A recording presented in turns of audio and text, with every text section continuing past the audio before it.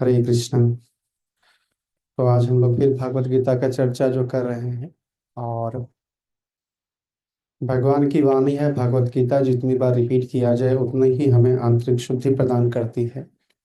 एक प्योर चित्त यानी कि प्योर ज्ञान प्राप्त होता है इस मटेरियल वर्ल्ड में। इसलिए अपने दिनचर्या में रोज हमें निकाल करके कुछ न कुछ भागवत गीता के पेज को जरूर पढ़ा जाए और समझा जाए।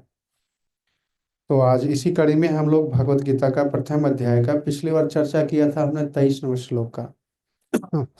तो आज हम लोग 24 नंबर श्लोक पे चर्चा करेंगे। और ये अध्याय का नाम है कि कुरुक्षेत्र के मैदान में सैन्य निरीक्षण।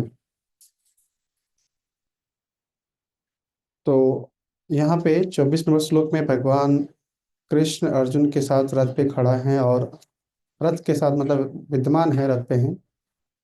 और अब संजय कहते हैं, मेरे पीछे दोहराइए। संजय उवाच एवं युक्तो ऋषिकेशो गुडाकेशेन भारत सेनयोर उभयोर मध्ये स्थापित्वा रथो उत्तमम्। संजय उवाच एवं युक्त ऋषिकेशो गुडाकेशेन भारत सेनयोर उभयोर्मध्ये स्थापित्वा रथ उत्तमम्। Translation and purport given by A.C. Bhaktivedanta Swami Srila Prabhupada. Sanjay said, O descendant of Bharat, having thus been addressed by Arjuna, Lord Krishna drew up the fine chariot in the midst of the armies of both parties. तो संजय कहते हैं कि इस प्रकार से भगवान श्री कृष्ण ने जो अर्जुन का रथ है उसको दोनों सेनाओं के बीच में हाँकते हुए खड़ा कर दिया। Purport. In this verse, Arjuna is referred as a Gudakesh. Gudakesh means Gudaka means a slave, and one who conquered the slave is called Gudakesh. तो अर्जुन को इसमें गुडाकेश बताया गया है। गुडाका का मतलब होता है नींद, और जो नींद पर काबू कर ले, मतलब नींद को कंट्रोल करना सीख जाए, उसको गुडाकेश कहते हैं।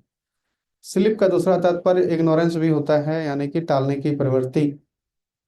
जो अच्छी चीज़ों को हम लोग बार बार टालते रहते हैं, जैसे कभी कभी हम लोग नज़रअंदाज कहना जिसको बोलते हैं, हेल्थ को या फैमिली मैटर को या छोटी छोटी प्रॉब्लम्स को, मिसअंडरस्टैंडिंग को देखेंगे बाद में, है ना।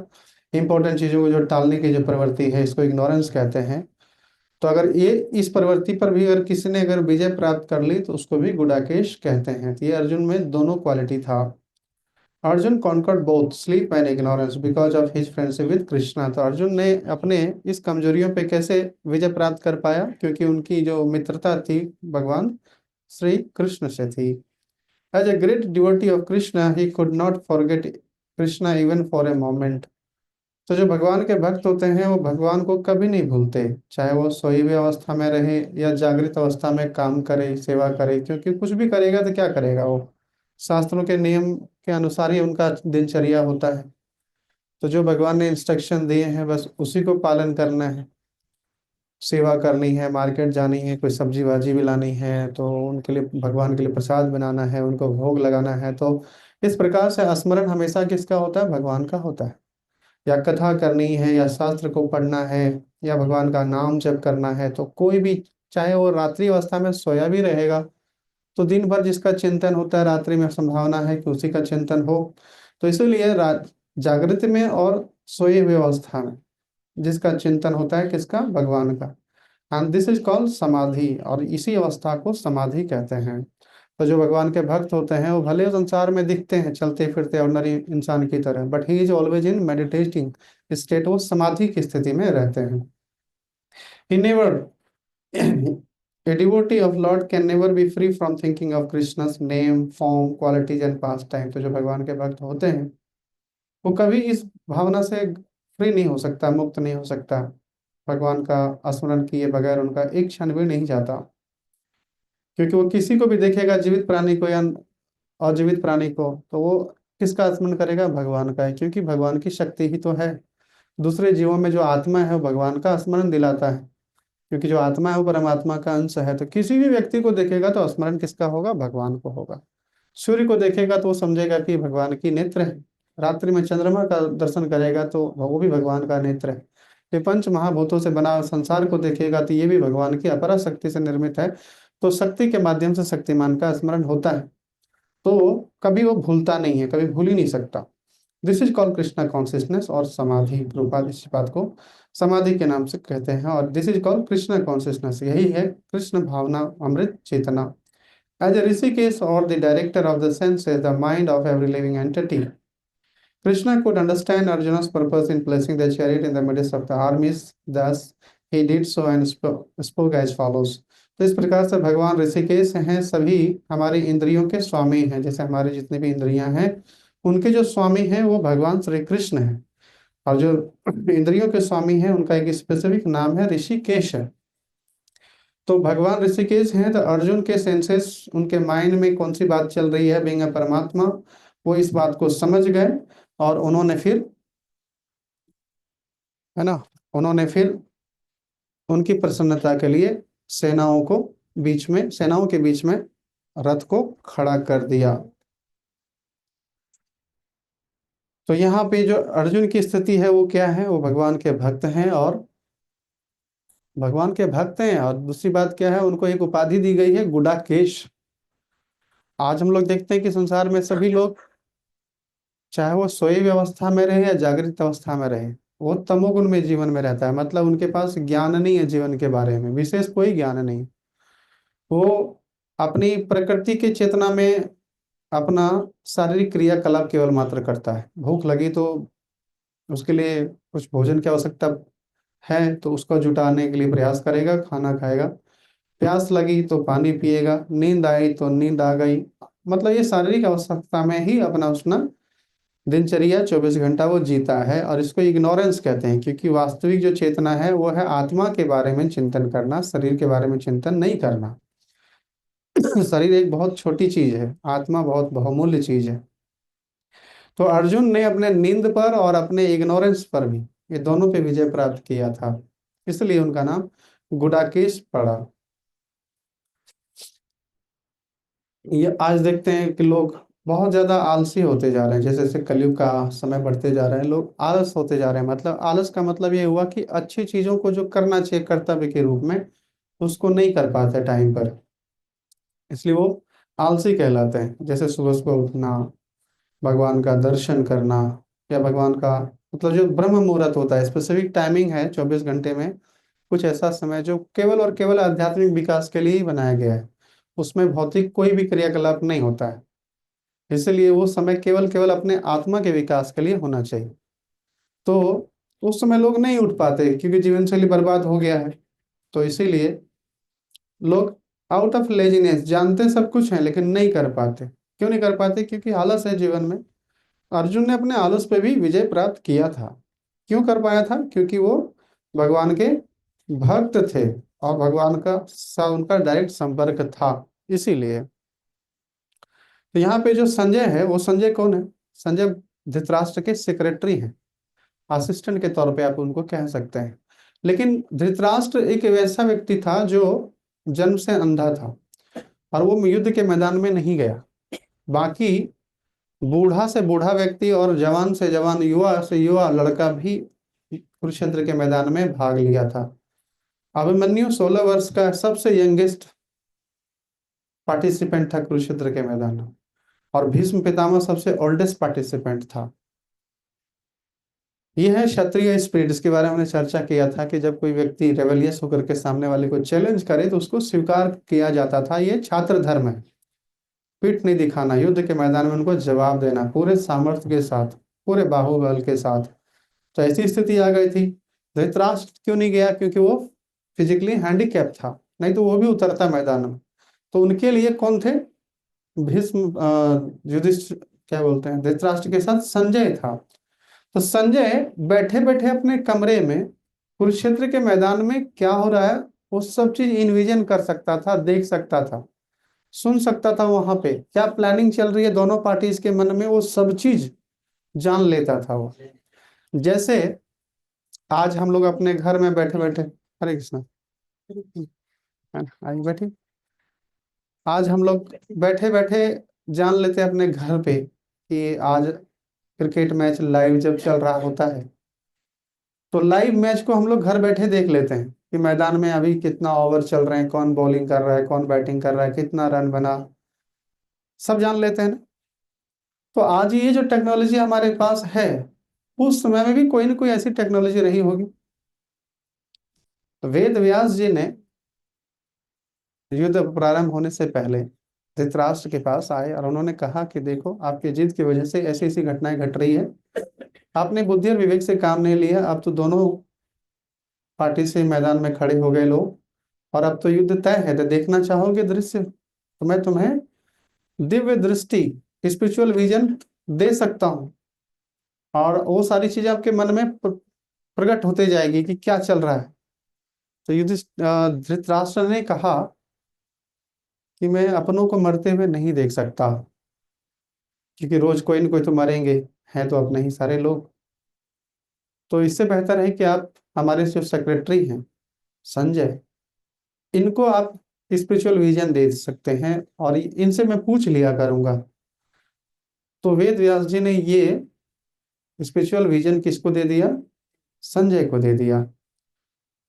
तो आज जो हम लोग देखते हैं कि साइंस हमारा कहते हैं ना कि साइंस इंप्रूव हो रहा है, साइंस इंप्रूव हो रहा है, तो हर कालखंड में कोई ना कोई साइंस रहती है। आज हमारा जो साइंटिफिक इंप्रूवमेंट है वो केवल और केवल ग्रॉस इंप्रूवमेंट पे काम कर रहा है।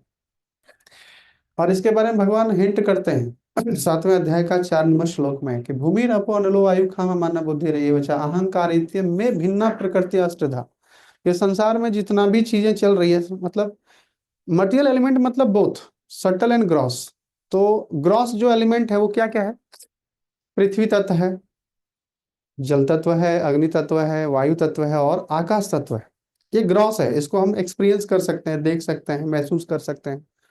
बट 3 एलिमेंट है जो सटल है, वो भी मैटर ही है, सटल, जिसे हमारा सूक्ष्म देह बना हुआ है, माइंड, इंटेलिजेंस और ईगो। हम जान सकते हैं कि हमारे पास मन है, आपके पास मन है, आपके पास बुद्धि है, हमारे पास बुद्धि है, बट हम इसको प्रमाण नहीं दे सकते कि कहाँ है। बट इसको हम पहचानते हैं कैसे हैं? इसके सिम्टम्स से। जब कुछ निर्णय लेना होता है तो ये बुद्धि के कार्य है कि कैसे रास्ता ढूंढा जाए, तो ये बुद्धि से कार्य करते हैं। सबके पास बुद्धि है, थोड़े थोड़े अमाउंट में सभी जीवों के पास इंटेलिजेंस है, सबके पास, किसी के पास ज्यादा है, किसी के पास कम है। मन सबके पास है, अहंकार सबके पास है। तो उसी प्रकार से उस सब कालखंड में भी कुछ ना कुछ ऐसी विशेष टेक्नोलॉजी रही होगी जो सटल मैटर पे काम करता होगा, तभी तो संजय अपने रूम में बैठे बैठे वहां पे क्या चल रहा है, क्योंकि हस्तिनापुर दिल्ली में है और कुरुक्षेत्र हरियाणा में है, तो डिस्टेंस है, और वहां की चीजों के बारे में सब चीज घर बैठे वो समझ लेता था, जान लेता था। आज भी ऐसे ऐसे बड़े बड़े संत संत महात्मा हैं जो आपके मन के भावनाओं को जान लेते हैं और आपके मन में क्या विचार चल रहे हैं वो बता देते हैं बहुत।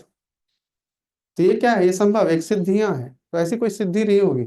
इस सटल साइंस पर आज हमारा साइंस काम नहीं कर रहा है, एक समय हो सकता है आए तो सटल मैटर पे भी काम हो, सटल डिस्कवरी हो, बट अभी उतना इम्प्रूवमेंट नहीं हुआ है हमारा साइंस। लेकिन उस समय में वो बहुत एडवांस था क्योंकि शरीर अपने आप में रहस्यों से भरा हुआ है। हम शरीर पे जितना रिसर्च हुआ है आज तक, अगर उसको प्रैक्टिस करने के लिए समय मिले, अब समय अवधि कम है कलयुग में, राइट, तो जो रिसर्च हुआ है उसमें बहुत समय लगे हैं, वो सब सिद्धियां प्राप्त हो सकती है, बट वो सब अभी संभव नहीं है, कलयुग में बहुत पॉल्यूटेड माहौल है। इसलिए सटल चीजों पे, सटल मैसेज, सटल डिस्कवरी पे हम लोग अभी उतना चर्चा नहीं कर सकते, क्योंकि उसके बारे में हमारे पास चीजें ठोस प्रमाण में उपलब्ध नहीं है। लेकिन ये जो ग्रॉस और सटल जो मैटर है, इससे परे भी हमारा एक स्पिरिचुअल आइडेंटिटी है जिसको बोलते हैं आत्मा। जब हम किसी व्यक्ति को देखते हैं तो व्यक्ति को हम क्या देखते हैं? उसका सबसे पहले उसका सेंसेस को देखते हैं, यानी कि उसके कर्म इंद्रियों को देखते हैं। ज्ञान इंद्रियों को देखते हैं, उसका आंख देखते हैं, कान देखते हैं, नाक देखते हैं, उसका मुखमंडल को देखते हैं, उसका त्वचा को देखते हैं, हाथ को देखते हैं, पैर को देखते हैं। तो ये तो उसका क्या हुआ, ज्ञान और कर्म इंद्रियां हो गया।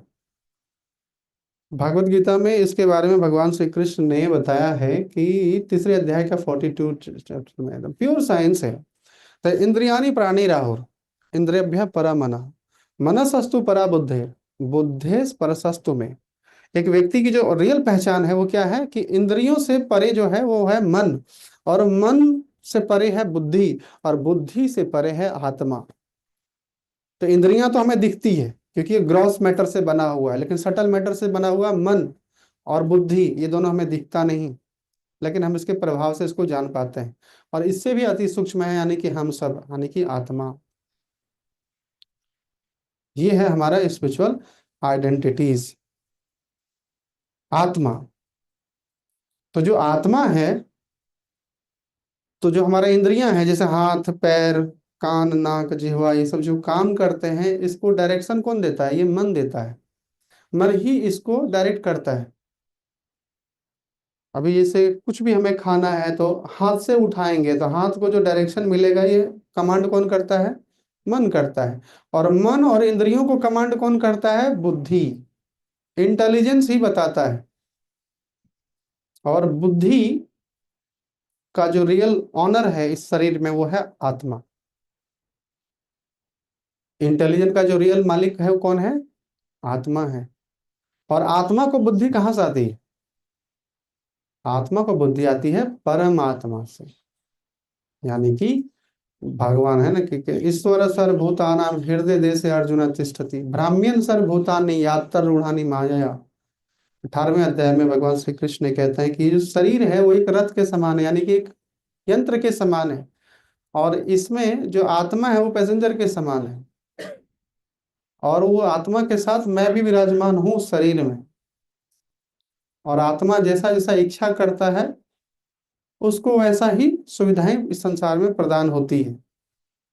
तो वो भटकते रहता है अपने इंद्रिय सुख की तलाश में, इंद्रियों के आवेश में, इधर से उधर, उधर से इधर, इधर से इधर, उधर से उधर।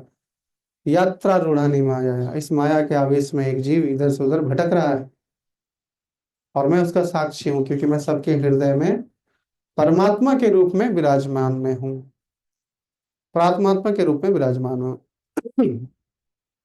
तो जो हमें बुद्धि प्राप्त होती है वो वास्तव में कहाँ से आती है, परमात्मा से आती है। ज्ञान परमात्मा से आता है। जैसा एक छोटा बच्चा है, बच्चे के पास बुद्धि है, लेकिन उस बच्चे का जो बुद्धि बुद्धि है, इंटेलिजेंस है, वो गाइडेड इंटेलिजेंस है। अपने माता पिता उसको गाइड करते हैं, पेरेंट उसको गाइड करता है कि बेटा ऐसा करो, ऐसा मत करो, वो ऐसा करता है। उसी प्रकार से हमारे पास जो बुद्धि है, तो हमारी बुद्धि को भी भगवान ने गाइड किया है कि do like this, don't look like this. विद्यार्थी जीवन में ऐसा करो, ऐसा मत करो। गृहस्थ जीवन में ऐसा करो, ऐसा मत करो, है ना। वानप्रस्थी लाइफ में ऐसा कीजिए, ऐसा मत कीजिए। संन्यास आश्रम में ऐसा कीजिए, ऐसा मत कीजिए।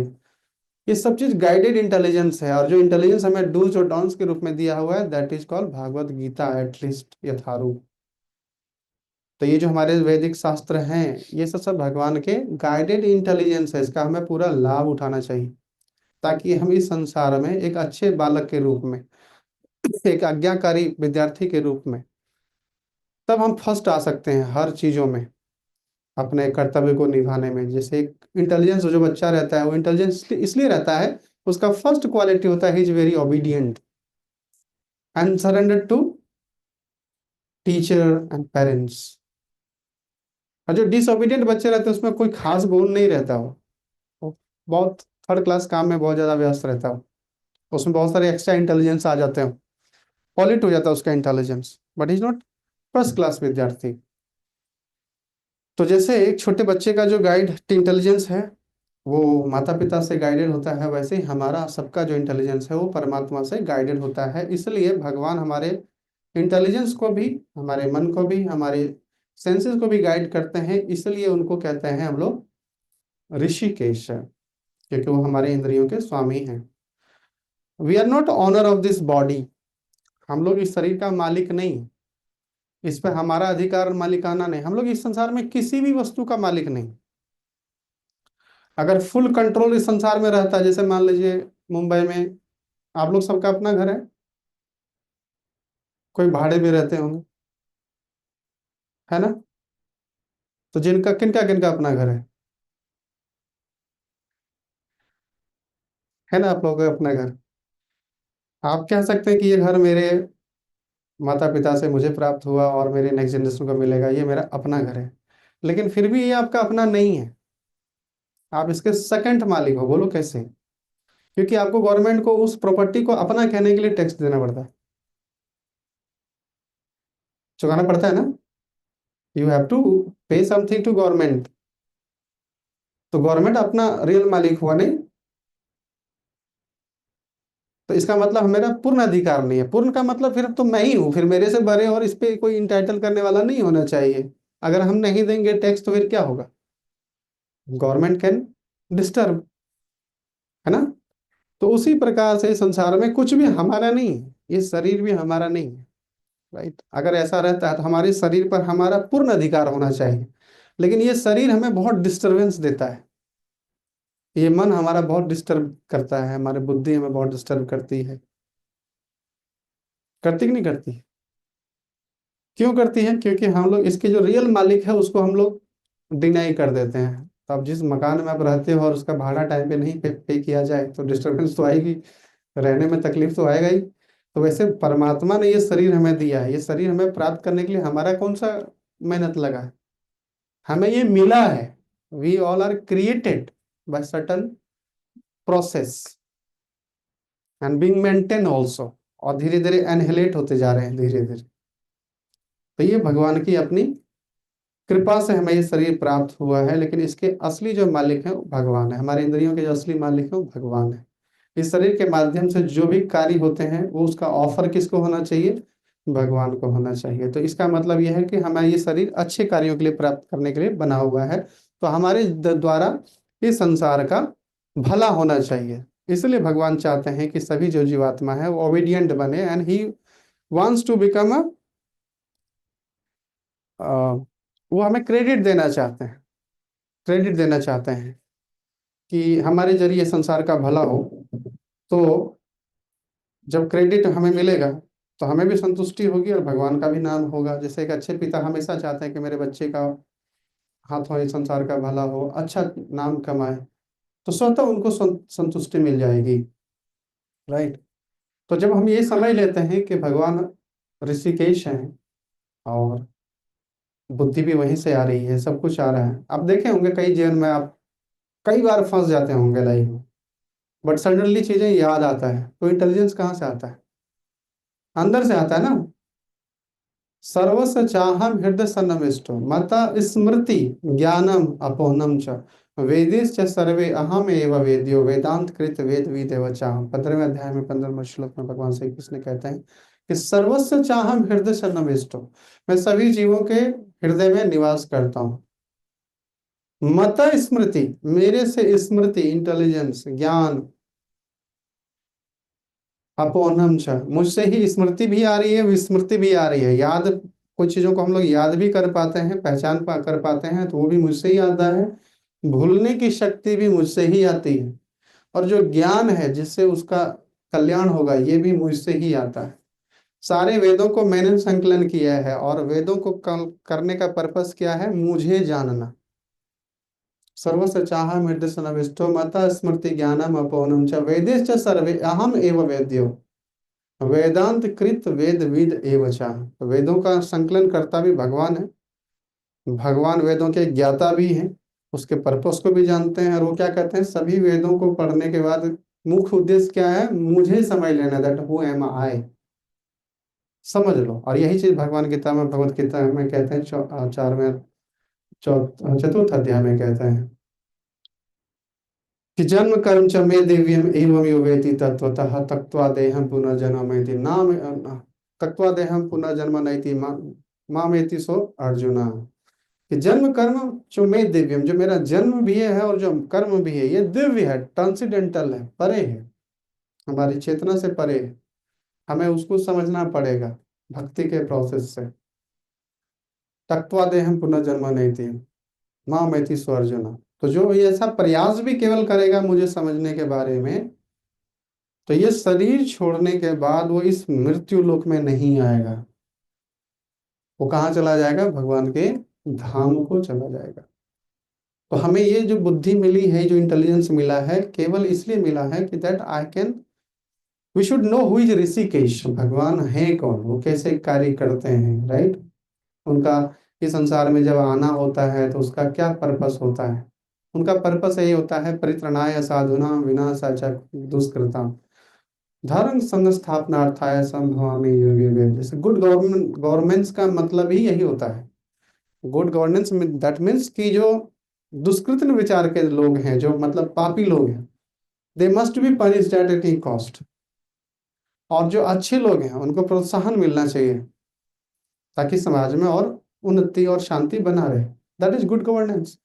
तो भगवान चाहते हैं कि हम लोग उनका एक हाथ बने। We have to simply become a hands of lord. भगवान जो चाहते हैं, अच्छा बालक वही जो पिता के आज्ञा का पालन करे। तो हम लोग भगवान के बच्चे हैं, हमें क्या करना है, उनको मोटिव को समझना है और उसमें उनको सहयोग करना है। सिंपल, यही हमारी ड्यूटीज है। तो जब हम ये समझ लेते हैं कि भगवान ऋषिकेश हमारे हृदय में है, तो नाउ हमें अब बुद्धि का इस्तेमाल करके उस पोजीशन पे पहुंचना चाहिए जहां से we can talk with Hrishikesh. भगवान परमात्मा से हम डायरेक्ट इंस्ट्रक्शन प्राप्त कर सके कि भगवान चाहते क्या है, क्या चाहते हैं, हमारे हृदय में है, सबके हृदय में, संसार में है, हर जगह विद्यमान है। तो क्या चाहते हैं। तो जब ये इस प्लेटफॉर्म पे पहुंचने की बात करते हैं तो इसको बोलते हैं आध्यात्मिक प्लेटफॉर्म। आध्यात्मिक, भौतिक नहीं। और ये कैसे संभव है, जब हमारा मन प्यूरिफाइड होगा, जब पवित्र होगा, तब ये सब इंटेलिजेंस हमारे जीवन में मैनिफेस्ट होता है। जब बुद्धि हमारी शुद्ध होगी तब हम इसके बारे में जान सकते हैं। और भगवान तो हर जगह है, हमारे हृदय में भी है, कण कण में निवास करते। Same time he is in Golok Vrindavan Dham. इसके बारे में भगवान कहते हैं, क्या कहते हैं कि ना तद भासते सूर्यो शशांको न पावक यद गत्वा निवर्तन्ते तद धामम परमम मम। भगवान का अपना एक पर्सनल प्लेनेट है जिसको गोलोक वृंदावन धाम कहते हैं। आध्यात्मिक जगत में सबसे टॉप मोस्ट प्लेनेट है वो, जो जीवात्मा भक्ति करके शुद्धि प्राप्त करके मटेरियल एग्जिस्टेंस से स्पिरिचुअल एग्जिस्टेंस में चला जाता है, फिर वापस इस संसार में नहीं लौटता। इसको बोलते हैं गॉड। आज के में हम जमाने में क्या देखते हैं कि कोई भी लोग अपने आप को क्लेम करते हैं that I am a God. अरे वात पित्त कब से बना हुआ शरीर, जो प्रकृति के नियमों के अधीन में है, कोई कैसे भगवान को बन सकता है। वो लोगों को मालूम नहीं कि भगवान का मतलब क्या होता है। Only simply claiming that I am a God, कोई गॉड नहीं बन जाता। उनकी सत्ता, उनकी पोजीशन, उनकी शक्ति को जानना पड़ेगा, समझना पड़ेगा कि वो कैसे कार्य करते हैं, कैसे मेंटेन करते हैं। अपनी इंद्र तृप्ति के लिए या सांसारिक लोभ सत्ता प्राप्त करने के लिए कोई आदमी भगवान का बनने का दिखावा कर सकता है, but they can not become a God.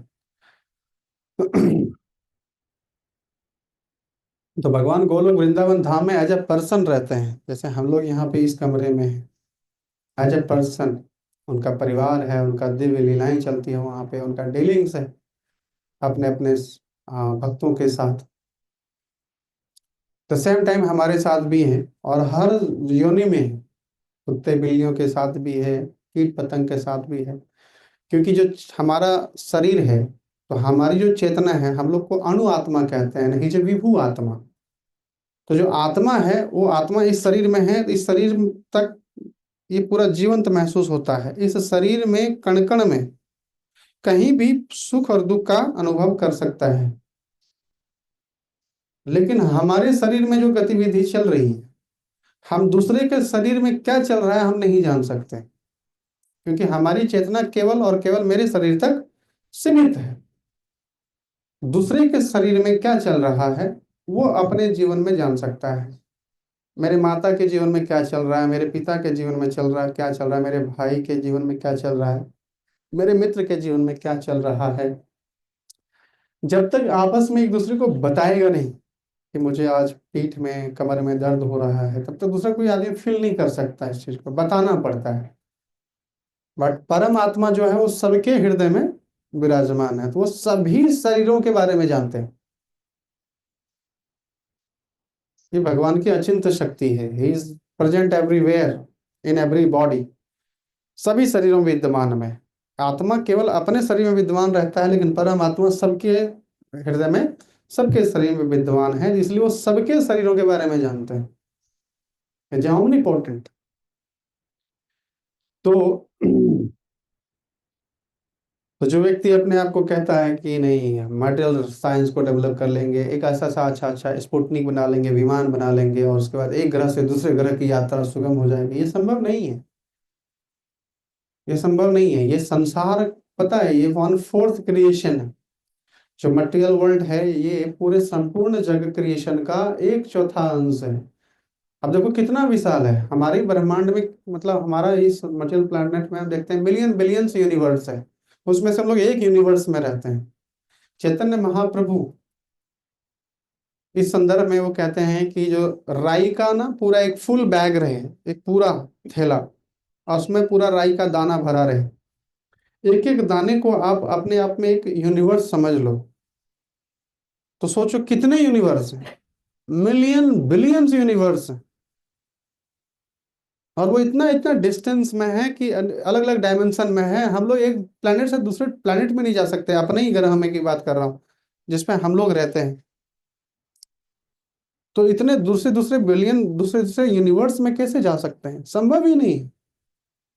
अब उसमें से जब हम जाना चाहेंगे भगवान के धाम को, जहाँ भगवान रहते हैं, तो साइंस ये कहती है कि हमारे इस मटेरियल प्लेनेट में जो सबसे टॉपमोस्ट प्लेनेट है, वहां पे जाया जा सकता है, लेकिन वहां पे जाने में कैलकुलेट उन्होंने टाइम किया एटलीस्ट 40,000 ईयर्स। अपना स्पेस लेकर के, स्पेस यान लेकर के अगर कोई आदमी जाए तो 40,000 ईयर तक चलना पड़ेगा, तो जिएगा कौन उतना। जब हम अपने ही इस मटेरियल ग्रह में नहीं ट्रेवल कर सकते हैं, तो वहां तक जाने की तो बात ही बात अलग है।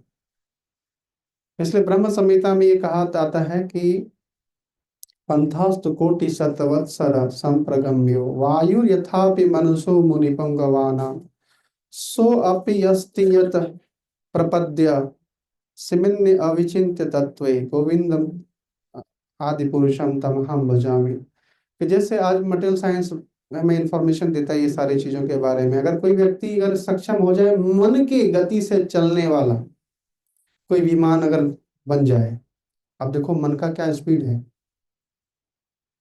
अभी यहाँ तुरंत है, तुरंत अमेरिका पहुंच गए, कनाडा पहुंच गए, ऑस्ट्रेलिया पहुंच गए, फिर वापस आ गए। अगर इस गति से भी कोई अगर मिलियन बिलियन वर्षों तक चलता भी जाए, तब तक भी संभव नहीं है कि वो गोलोक वृंदावन पहुंच पाए जहाँ भगवान रहते हैं। तो भगवान को खोजने के लिए ऐसा कोई विमान हम लोग बना नहीं सकते। अगर बना भी लिए तब भी पहले तो ये यूनिवर्स को क्रॉस करते करते करते जब हम टॉप मोस्ट प्लैनेट पर निकलेंगे, तो फिर उसके बाद जो है ना हमारा जो भौतिक ब्रह्मांड जहां से खत्म होता है, तो उसके बाद बीच में ये जो महातत्व का जो दीवार है बड़ा बड़ा, जहां से ये संसार निकल करके आता है, स्टॉक है सारे मटेरियल्स का। जैसे एक ठेकेदार एक बड़ा बिल्डिंग बनाने से पहले स्टॉक रखता है सीमेंट का, गिट्टी का, बालू का, सारे एलिमेंट का, तो वैसे भगवान ने भी ये संपूर्ण क्रिएशन करने के लिए हर ब्रह्मांड के ऊपर में कवरिंग है, किस चीज का, उसको बोलते हैं महातत्व का, जहाँ पे ये सारे एलिमेंट हैं, वाटर, ईथर, अर्थ, वाटर, फायर, एयर, ईथर। और ये सब अपने से 1 से 10 गुना अधिक ज्यादा मोटा होते जाता है। अगर मान लो पृथ्वी तत्व इतना है, तो इससे 10 गुना अधिक जल तत्व होगा, फिर उससे 10 गुना अधिक अग्नि तत्व होगा, उससे कहीं 10 गुना अधिक वायु तत्व होगा, उससे कहीं 10 गुना अधिक आकाश तत्व होगा।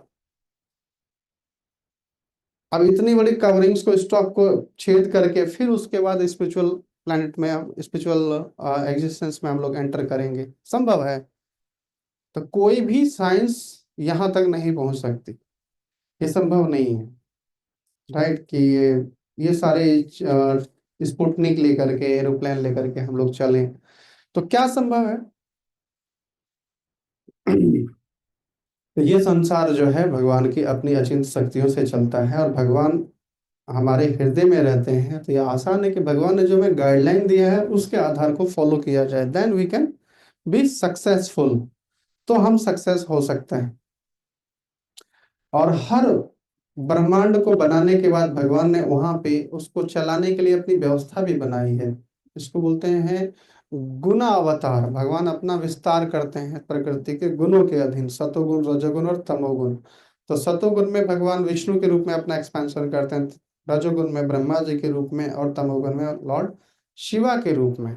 क्योंकि चीजों को बनाना, मेंटेन करना और उसका एनिहिलेशन करना, मतलब डिस्ट्रॉय करना, ये तीनों चीजें जरूरत पड़ती है। तो सतोगुण, रजोगुण और तमोगुण, ये तीनों गुण में भगवान अपने आप को विस्तार करते हैं। तो जो ब्रह्मा जी हैं वो क्या है, सभी हर यूनिवर्स के मालिक होते हैं, क्योंकि वही बनाते हैं इस चीज को। इसका डिस्क्रिप्शन भी आता है, यस्य एक निवसति कलाम अथैव लभ्या जीवंति लोम विलजा जगदंड नाथा। जगदंड नाथा का मतलब हुआ कि यहाँ पे प्लुरल में बात आया है। जगत मतलब एक नहीं है, अनेक जगत है। जगत मतलब यूनिवर्स, और उसके जो नाथा, नाथ और नाथा प्लुरल में है। मतलब हर यूनिवर्स को बनाने वाला जो व्यक्ति है उसको ब्रह्मा कहते हैं, and he is in plural number. तो many million millions billions of universe, many million billions of जगदंड नाथा also controller of the universe, many million billion lord Shiva, Vishnu, Chandra, Indra, many million billions of sun also. ये सब है, ये सब है, सब प्लुरल नंबर में। इसलिए ब्रह्मा जो एक ब्रह्मांड के मालिक होते हैं, मतलब उसका कंट्रोलर होते हैं, इसलिए ब्रह्मा से ये शब्द बना है ब्रह्मांड। यूनिवर्स को ब्रह्मांड कहते हैं। ये ब्रह्म संहिता में इसका प्रमाण हमें प्राप्त होता है।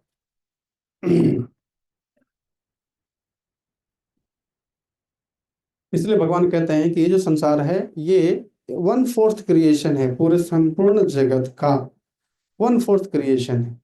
और भगवान अपनी लीलाएं ये इतनी अनंत है कि एक यूनिवर्स में करने के बाद दूसरे यूनिवर्स, दूसरे से तीसरे, तीसरे से चौथा, चौथा से पांचवा, पांचवा से छठा, ऐसा चलते ही रहता है। अलग अलग टाइम डायमेंशन में भगवान की लीलाएं नित्य चलते रहती है, और चलते रहती है तो चलते रहती है। The same time he is in Golok Vrindavan Dham, वो वहां पे भी है, और अलग अलग ब्रह्मांडों में अपना अपना अलग अलग दिशाएं, अपना अपना लीलाएं कर रहे हैं, मतलब अपना एक्टिविटी कर रहे हैं। जैसे एक व्यक्ति है, उसके पूरे विश्व भर में हर कंट्री में उनका अपना एक बिजनेस चलता है। हर जगह उनके फैक्ट्री लगे हुए हैं, हर अलग अलग। तो वो ट्रेवल करते रहते हैं, कभी भारत में, कभी हम भारत से चले गए श्रीलंका, कभी मालदीव चला गया, कभी लक्षद्वीप चला गया, कभी ऑस्ट्रेलिया चला गया, कभी साउथ अफ्रीका चला गया, कभी अमेरिका चला गया, कभी कनाडा चला गया। तो वहां पे वो व्यवस्था देखते रहते हैं। The same time he is living at home, वो अपने परिवार के साथ एक जगह रहते भी।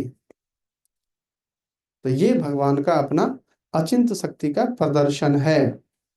और तो ये मटेरियल कवरिंग्स है, इसके थ्रू से जो मतलब रोशनी छन करके आता है, तो वो हमें आकाश में नीला आसमान दिखाई देता है। That is effulgence of coming coming from spiritual world.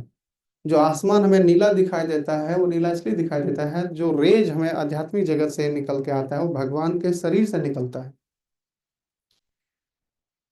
तो हम अपने प्रयास से वहां पे नहीं पहुंच सकते हैं, चाहे वो मन की गति से ही क्यों ना चले। लेकिन जब भगवान इस संसार में आते हैं तो हम लोग उसको एज अ साधारण व्यक्ति समझते हैं।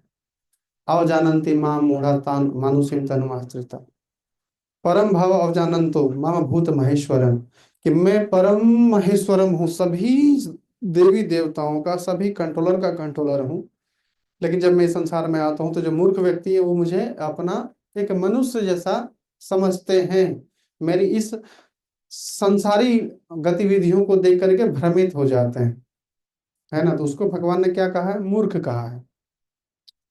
लेकिन जो बुद्धिमान व्यक्ति होते हैं, they see Lord through eyes, through ears not eyes. क्योंकि भगवान को हम लोग कान से ज्यादा समझ सकते हैं आंख के मुकाबले, क्योंकि ज्ञान कान का विषय है, आंख का विषय है ही नहीं। तो जब हम अपने आप को इस शरीर में अपने मन को नहीं देख सकते, अपने बुद्धि को नहीं देख सकते, सामने वाले के बुद्धि और मन को नहीं देख सकते, लेकिन उसको हम समझ सकते हैं, तो वैसे ही आत्मा तो बहुत सूक्ष्म है, और परमात्मा सोचो कितने सटल होंगे। तो इसलिए संसार को कहा गया है कि हमें इस संसार को देखना चाहिए। शास्त्र में चक्षुषा, ये वेदों का आदेश है कि संसार को अगर देखना है तो अपने कान को आंख बना लीजिए। Right, your I should be शास्त्र। तो जो है ना, अपने आंखों को देखना है तो कैसे गाइड करना है? शास्त्रों से गाइड करना है। नहीं तो ये शास्त्र, ये आंख क्या है? वास्तव में हम पता ज्ञान से देखते हैं संसार को। ये आंख एक कैमरे के समान है। एक छोटा बच्चा पैदा हुआ है, उसके पास कोई इंटेलिजेंस नहीं है, तो वो संसार को क्या देख रहा है? वो खाली रूप देख रहा है, शेप साइज देख रहा है।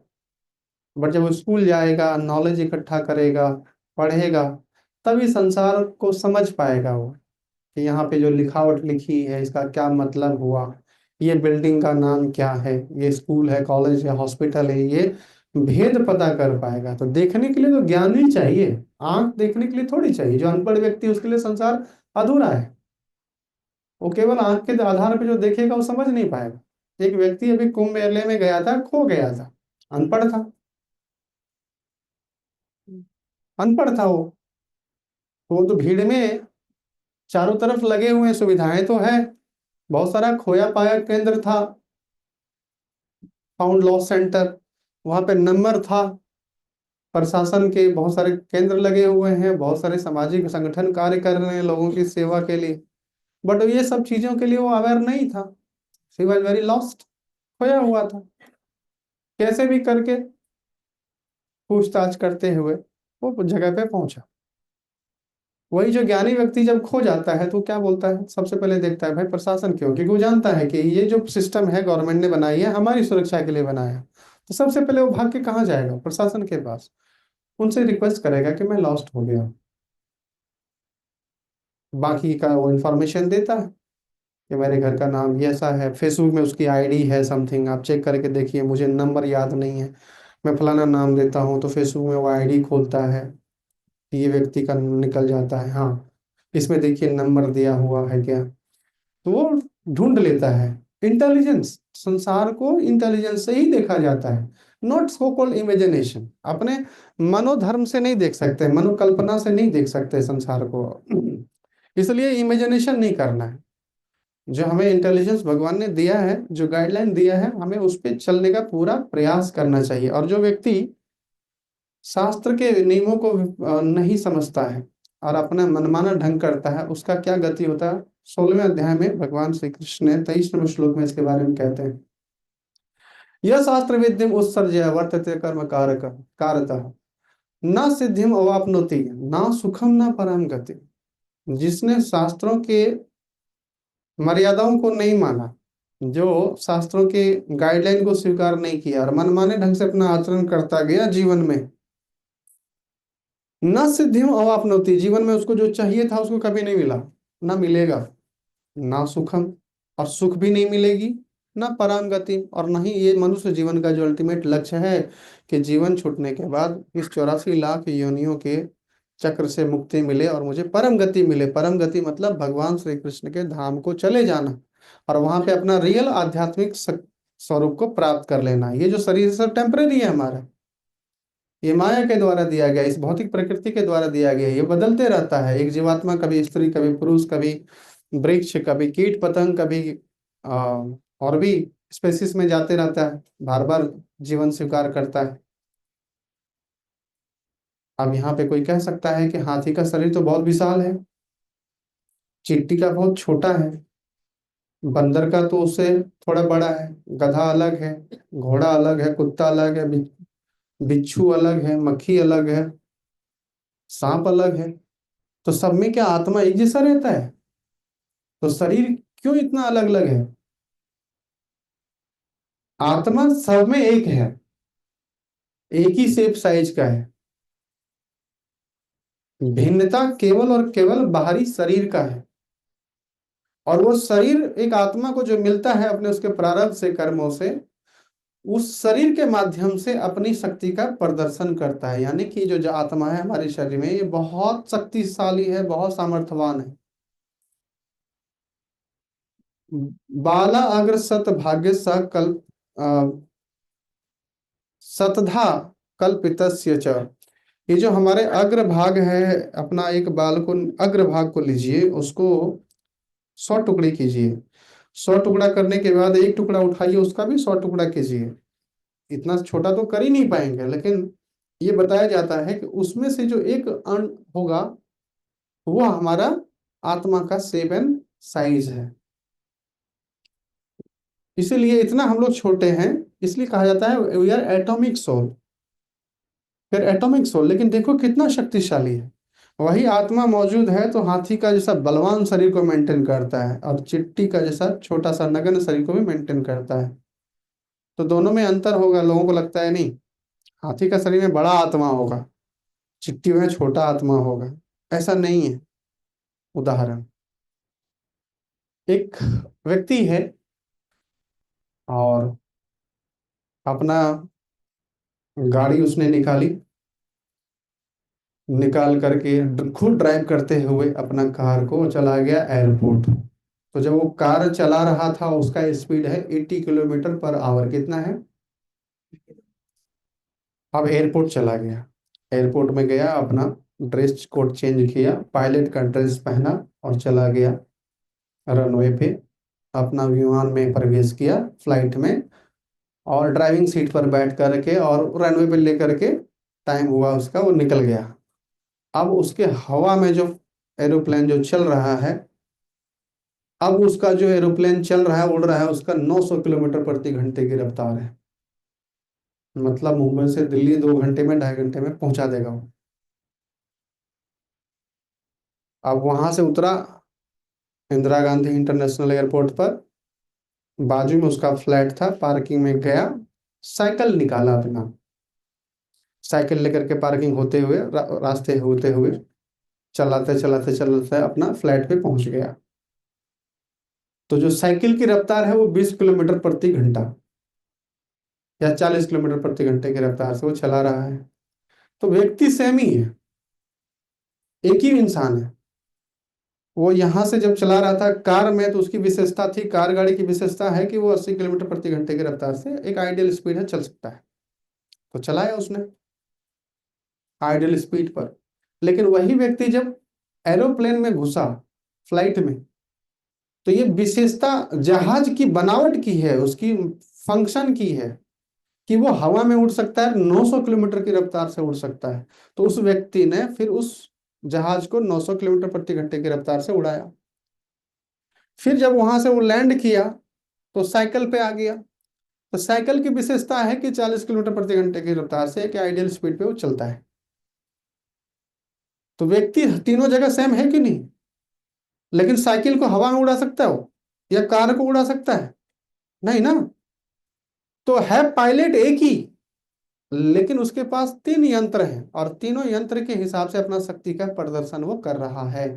तो वैसे आत्मा है अपने आप में पूर्ण बलवान, लेकिन उसको जो भौतिक प्रकृति के द्वारा जो शरीर मिलेगा ना, उस शरीर की विशेषता के हिसाब से उसका अपना शक्ति का प्रदर्शन करता है। तो हाथी की शरीर की विशेषता है कि वो बहुत बलवान रहेगा। तो जो जीवात्मा हाथी के शरीर में रहता है तो ताकत का प्रदर्शन करता है, बड़े बड़े वृक्ष को उखाड़ देता है। चिट्टी के शरीर में रहता है तो चिट्टी का शरीर बहुत नगण्य होता है, तो वैसा हेल्पलेस वो एक्ट करता है। बंदर के शरीर में रहता है तो बंदर जैसा एक्ट करता है। सांप के शरीर में रहता है तो सांप के शरीर का जो प्रदर्शन है वो रेंग रेंग के चलना, तो वैसा चलता है। तो हमारे इस शरीर की विशेषता जैसी है, आत्मा का प्रदर्शन उस शरीर की विशेषता के हिसाब से होता है। बाय नेचर आत्मा जो है आध्यात्मिक है, भगवान श्री कृष्ण के आध्यात्मिक शरीर का हम लोग अंश हैं और आध्यात्मिक हैं। हमें इस संसार में जो भौतिक प्रकृति से शरीर मिला है ये क्षणिक है, कुछ साल तक रहेगा, उसके बाद नहीं रहेगा। इसलिए हमें शास्त्र को समझना चाहिए और उसके हिसाब से डूज और डोंट्स को फॉलो करना चाहिए। इससे क्या होगा, हमें सिद्धि भी प्राप्त होगी और सुख भी प्राप्त होगा। अगर उसको तोड़ेंगे तो बार बार प्रकृति के नियम हमें परेशान करेंगे और हमेशा संघर्ष में नजर आएंगे, हमेशा संघर्ष में नजर आएंगे। आज के डेट में लोगों ने एजुकेशन तो ले लिया, लेकिन वो डेमोनिक एजुकेशन है। उसने शास्त्रों को समझा नहीं, प्रकृति के नियम कैसे कार्य करते हैं, हमारा शरीर का क्या फंक्शन है, ये काम नहीं जानता। तो हमेशा वो बीमार एक्ट करता है, डिजीज एक्ट करता है, मेंटल एक्ट करता है। क्यों? क्योंकि उसका मन संतुष्ट नहीं है, बुद्धि सही नहीं है। भले उसके पास बहुत ज्यादा संसारी स्कॉलरशिप हो, but he is not appearing happy, diffuse, हमेशा अकेला, डिफरेंस महसूस होता है, लगता है। इसलिए कहते हैं ना सुखम ना पराम गति। तो जो शास्त्र को विधि के अनुसार नहीं चलेगा, उसको जीवन में सुख की प्राप्ति नहीं होगी। तो यहाँ पे जो है, अब क्योंकि हम लोग तो शास्त्रों को नहीं जानते, भूल गए हैं सारी चीजों को, तो जो हमें आध्यात्मिक ज्ञान देता है ऐसे व्यक्ति, उसको आध्यात्मिक शिक्षक कहते हैं, स्पिरिचुअल मास्टर। ये उनकी बहुत बड़ी विशेषता है कि वो आकर के हमें स्पिरिचुअल इनलाइटन करे, शास्त्रों से हमें ज्ञान बताए अपने जीवन के बारे में, ताकि हमारे जीवन में भी उन्नति हो और हम अपने जीवन को और ज्यादा बैलेंसफुल बना पाए।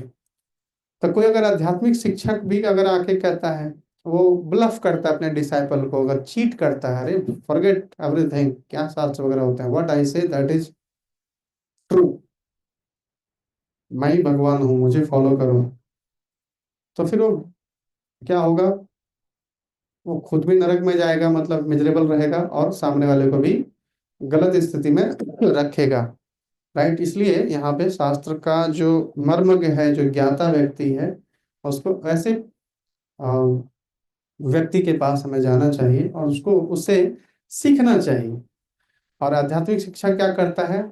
ओम अज्ञान तिमिरंधस्य ज्ञानंजनश्चालकया चक्षुरुन्मिलितं येन तस्मै श्री गुरुवे नमः। That I offer my obeisances to the spiritual master who has opened my eyes with the knowledge of Shastra, because I was blind by the darkness of ignorance। ये तमोगुण से बना हुआ संसार में, मतलब सतोगुण, रजोगुण, तमोगुण, ये तीनों प्रकृति के गुण है, और इसमें हमारी आध्यात्मिक चेतना शुद्ध हो जाती है। केवल भौतिक चेतना से हम कार्य करते हैं, लेकिन जो आध्यात्मिक शिक्षक आते हैं वो बताते हैं कि ये जो शरीर बना हुआ है, ये टेम्पररी लाइफ है, आप आत्मा हो, आत्मा का क्या प्रदर्शन है, उस चीज को समझो। तो हमें एक आध्यात्मिक ज्ञान देता है, एक चक्षु देता है, जीवन के सत्य को, डार्केस्ट सीक्रेट को हमें बताता है, तो हमारी आंखों को खोलता है। इसलिए ऐसे गुरु को हमें नमन करते हैं। राइट? लेकिन जो खुद को, अपने आप को, जो कोई गुरु होगा अगर खुद को अपने बाप को भगवान का अवतार बताता है, तो हमें सतर्क रहना चाहिए उनसे। राइट? क्योंकि सब चीज दिया गया है। तो अगर कोई कुछ बोले, कोई भी व्यक्ति अगर कुछ बोले और उसको शास्त्रों से अगर रेफरेंस दे, तो दैट इज ट्रू। अगर शास्त्र में दिया हुआ है और वो कुछ बोल रहा है, वो मैच नहीं कर रहा है, तो फिर वो अपना मनो बात बता रहा है, अपनी बात बता रहा है, तो वो सही नहीं है। तो कोई भी अगर आध्यात्मिक शिक्षक भी हो, तो उसको रेफरेंस देना चाहिए कि फलाना जगह पे ये बात बताई गई है। राइट? तो इस प्रकार से फिर हमारी क्या होगी? बुद्धि शुद्ध होगी, और धीरे धीरे फिर क्या होगा? हम डायरेक्टली इंस्ट्रक्शन को समझ पाएंगे, क्योंकि भगवान हमारे हृदय में है, एक इंटेंस रिलेशनशिप है हमारे पास। तो प्यूरिफाइड का मतलब ही होता है कि ये जो प्रकृति के तीनों गुण हैं, इससे हमारे ऊपर प्रभाव फिर नहीं होगा। मान मिलेगा तब भी, सम्मान मिलेगा तब भी, जीवन में लॉस होगा तब भी, कुछ गेन भी होगा तब भी, क्योंकि ये संसार का जो सारा सुख है सब टेम्परेरी है। क्योंकि संसार में ऐसा कोई सुख नहीं है जो केवल सुख देता है। संसार में जो सुख है, उसको प्राप्त करने के लिए यथा संघर्ष यानी कि दुख है। जब प्राप्त हो जाता है तब भी उसके साथ भय लगा रहता है खोने के लिए, कि खो ना जाए। और जब खो गया तो फिर डर और पछतावा दोनों आ जाती है कि हाय रे मेरे साथ क्या हुआ। तो इस संसार में जो भी चीजें प्राप्त होगी, भाई के साथ प्राप्त होता है, दुख तो रहता है। राइट? प्राप्त करने में दुख, संभालने में भी दुख, और खो जाए तब भी दुख। राइट? आप इस संसार में पैसे हम कमाना चाहते हैं, अथाह पैसा, पैसे के लिए प्रयास करो, बहुत प्रयास करो, एजुकेशन लो, ट्रेंड करो, गुण सीखो, सेवा करो, बहुत कुछ करो, बिजनेस करो, पैसा आ गया। पैसा आ गया, अब डर भी आ गया, संभालो उसको, क्योंकि बहुत सारे चोर उचक्के घूम रहे हैं समाज में। तो संभालने में डर है ना, खो जाए, खोने का डर है। कल खो गया तो मेरा लिविंग स्टैंडर्ड बेकार हो जाएगा, फिर हम नीचे गिर जाएंगे, तो डर लगा रहता है। और जिस दिन खो गया उस दिन और स्थिति खराब हो जाती है। तो इस संसार में सुख है ही नहीं। तो इसीलिए तो जीवन का अपने प्रारब्ध से जो हमें प्राप्त होता है वो हमारे अपने ही कर्मों का मैग्नीफाई होकर हमें प्राप्त होता है। अच्छे और बुरे कर्मों का नतीजा है जीवन का सुख और दुख, और कुछ नहीं। इसके लिए हमें और कोई आदमी फेवर नहीं देता। फेवर केवल और केवल हमारा अपना निजी कर्म है, निजी कर्म। जैसे मान लो 2008 में किसी व्यक्ति ने फिक्स डिपॉजिट किया एक सर्टेन अमाउंट, और उसने कहा कि 2026 में आपको इसका ना इतना गुना रिटर्न मिलेगा। कितना मिलेगा? एक मैग्नीफाई होकर के 5 गुना 10 गुना कुछ मिलेगा। करना चाहेंगे? उसने कहा यस। तो 2008 में उसने एफडी कर दी। ये उसका प्रारब्ध है कि 2026 जब आएगा तो उसको इस मूल्य के बदले इतना अमाउंट एक सर्टेन पीरियड में मिलेगा। ये उसका अपना प्रारब्ध है, फिक्स हो गया ये बात। लेकिन कब मिलेगा? 26 में मिलेगा।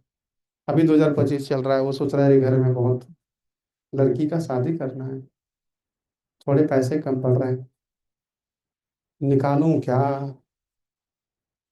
लेकिन अभी निकालेंगे तो वो रिटर्न नहीं मिलेगा जितना मिलना चाहिए। क्या करूं? ठीक है, मैनेज करते हैं कैसे भी करके, 26 तक इंतजार करेंगे। तो अभी उसको प्रेजेंट में जरूरत है पैसे का, लेकिन अभी उसके प्रारब्ध में वो पैसे का भोग नहीं है। अगर अभी वो निकालेगा तो कम मिलेगा। अब बताओ, तो ये 2026 जब आया तो बहुत बड़ा अमाउंट उसको मिला।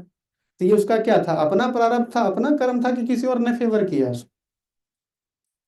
तो हमारे जीवन में जो सुख मिलता है ना, तो हमारे जीवन में जो सुख मिलता है एक समय आने के बाद, वो ऐसा ही अपने, और दुख भी मिलता है, तो ये अपने ही हमारे कर्म होते हैं। इसलिए कोई व्यक्ति हमें आकर के नहीं करता है ऐसा। नहीं तो बहुत से अनपढ़ गंवार व्यक्ति भी आज के डेट में देखो राजा जैसा जीवन जीता है, और बहुत से पढ़े लिखे गुणी व्यक्ति भी बहुत छोटा कार्य में रह जाता है। क्यों? कि उसके प्रारब्ध में नहीं है सुख, भौतिक सुख नहीं है। अभी उदाहरण मैं देता हूँ, एक चाय वाला बनाता था यूट्यूब पे, अभी उसके पास बिल गेट्स आ गया। बहुत पढ़ा लिखा इंसान नहीं है, साधारण परिवार से है, ईमानदारी से चाय बनाता था। लेकिन उसके जीवन में था कि आपको एक लेविश लाइफ स्टाइल जीना है। बिल गेट्स जैसा व्यक्ति आया, यूट्यूब पे छा गया, संसार में उसकी प्रॉपर्टी मिल गई, और आज बड़ा व्यक्ति बन गया हो, लोग उसके साथ फोटो खिंचवाते हैं। तो ये क्या है? उसका प्रारब्ध है ना। बड़े बड़े सरकार में आप देखेंगे जो एमएलए एमपीज हैं, वो एक साधारण व्यक्ति जितना भी गुणवान नहीं है, ज्ञानी नहीं है, लेकिन राजा जैसा जीवन जीता है, हमारे और आपके समाज का भाग्य का निर्णय करता है। और बहुत सारे लोग हैं जो मेहनत करते रह गए, उसको अवसर ही नहीं मिला। तो सबका अपना एक प्रारब्ध है संसार में। तो जो व्यक्ति इस बात को समझेगा, तो भौतिक प्रकृति के भौतिक लाभ और लॉस से वो प्रभावित नहीं होगा। तो जिसकी चेतना जब शुद्ध हो जाती है उसको प्यूरिफाइड कहते हैं। तो जो प्रकृति के गुणों से प्रभावित रहित होकर के अपना जीवन जीता है उसको हम लोग गुडाकेश कहते हैं। तो अर्जुन को मान सम्मान की इच्छा नहीं थी, केवल अपना धर्म, जो उसका क्षत्रिय धर्म है, पिता होने के नाते जो धर्म है, जो पति होने के नाते जो धर्म है, एक राजा होने के नाते जो धर्म है, एक वॉरियर होने के नाते जो धर्म है, उसको एग्जीक्यूट करता था। And he is become very satisfied. हमें भी ऐसा ही जीवन जीना चाहिए। तो जो भौतिक संसार क्या है, सेंसेस से बना हुआ है। तो सेंसेस के जो डिमांड से ऊपर उठ करके अपने जीवन को जो जीता है उसी को बोलते हैं गुडाकेश। तो हमारे जो जीवन का, अब इसमें क्या है, बाधा आती है। ऐसा हमें नहीं समझना चाहिए कि अर्जुन तो व्यक्ति था तो फिर वो इग्नोरेंस में कैसे चला गया, कैसे वो अपना परिवार को देख करके मोह में पड़ गए, है ना, कैसे वो अपने विश्व पितामह को देख करके। ये भगवान की एक विशेषता थी, वो भागवत गीता का ज्ञान देना था, इसलिए अर्जुन के माध्यम से हमें ये गीता का प्रकाश किया। अगर वो भ्रम में नहीं पड़ता, ऐसा नहीं कि अर्जुन भ्रम में पड़ा था, नहीं। कृष्ण सूर्य समान, माया है अंधकार, जहां कृष्ण तहां नहीं माया अधिकार। भगवान सूर्य के समान है, श्री कृष्ण भगवान सूर्य के समान है, और माया है अंधकार के समान। तो जब सूर्य जब तक है आकाश में तब तक अंधेरा का प्रश्न ही नहीं है। और ये मटेरियली प्रूफ है। अगर कोई फ्लाइट लेकर के वेस्टर्न साइड में उड़ते रहे 2 दिन 3 दिन 4 दिन 5 दिन जितना दिन चाहे, उसको कभी रात नहीं आएगी। चलता रहेगा चलता रहेगा चलता रहेगा वेस्टर्न साइड, तो उसको रात मिलेगा ही नहीं, रात का कोई प्रश्न ही नहीं है। तो जब ये मेटेरियली प्रूफ है, तो वैसा ही स्पिरिचुअली क्यों नहीं हो सकता है? तो जो भगवान जिसके साथ है वो तो कैसे वो इग्नोरेंस में आ सकता है, माया के प्रभाव में आ सकता है, लेकिन भगवान का ज्ञान कैसे प्रकाशित होता है? इसलिए अर्जुन को मोह में पड़ा था थोड़ी देर के लिए, ताकि भगवान भागवत गीता जैसे ज्ञान हमारे लिए दे सकें। भगवान अपनी लीला करेंगे तो कोई ऑर्डिनरी व्यक्ति से थोड़ी करेंगे, अपने भक्तों से ही करेंगे। जैसे हिरण्यकश्यपु और हिरण्याक्ष, ये दो महान दानव असुर कुल में, जिसने पूरे पृथ्वी का, हिरण्याक्ष ने तो पूरे पृथ्वी को अपने ऑर्बिट से उठा करके रसातल में डाल दिया है। उसको भगवान वाराह के रूप में फिर उसको निकाल करके उद्धार की। रावण और कुंभकर्ण, है ना, रावण और कुंभकर्ण, शिशुपाल, दंडवक्र, ये सब भगवान के अपने निजी पार्षद थे।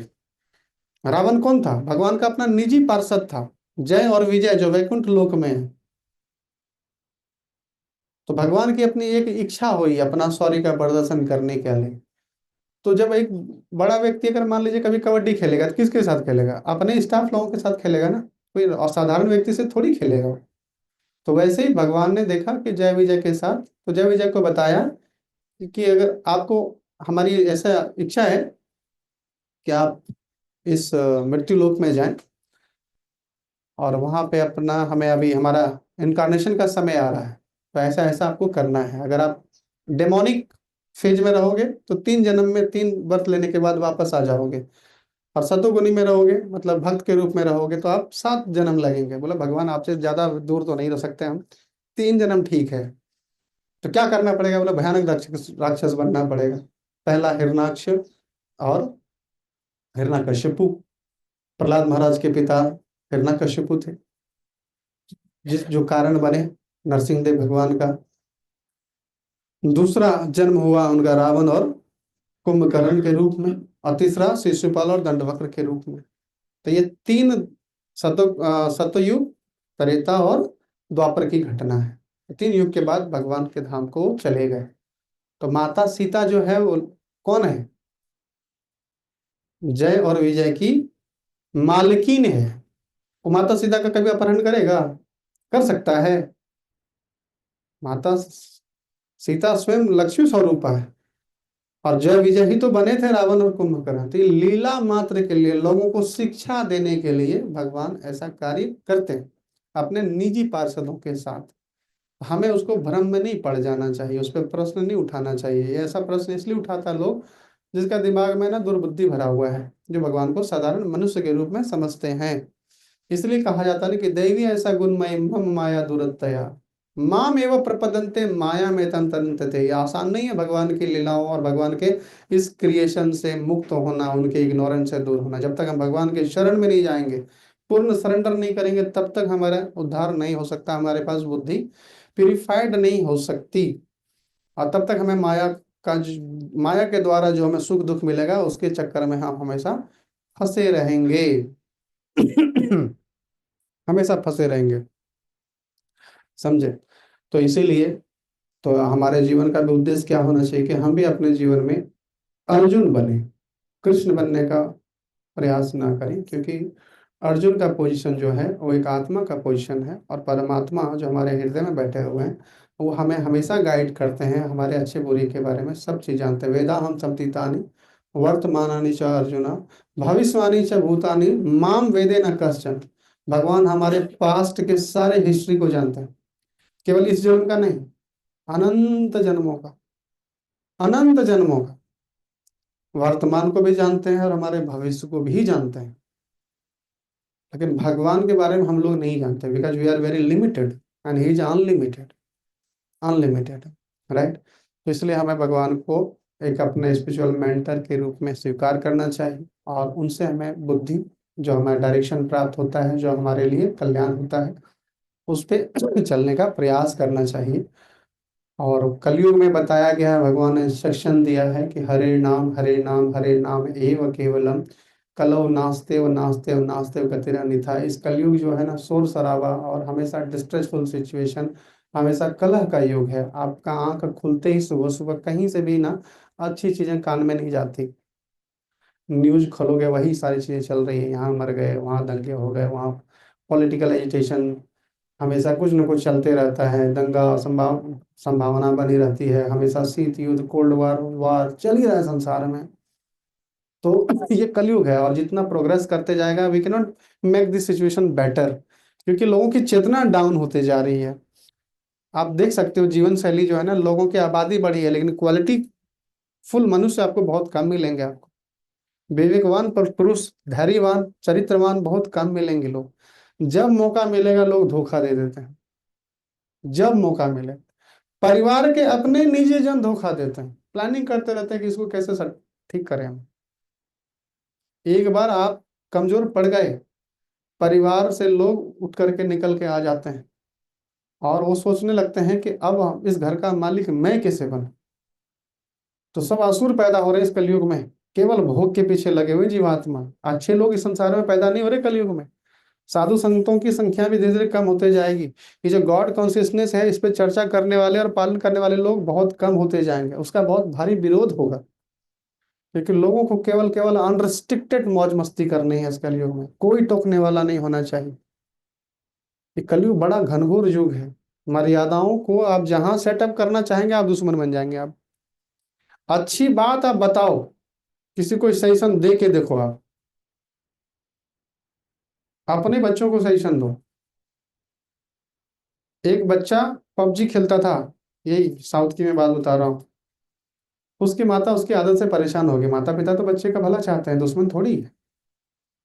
बहुत बार डांटा उसको, छोड़ दो छोड़ दो छोड़ दो, मत खेलो, पढ़ाई पे ध्यान दो।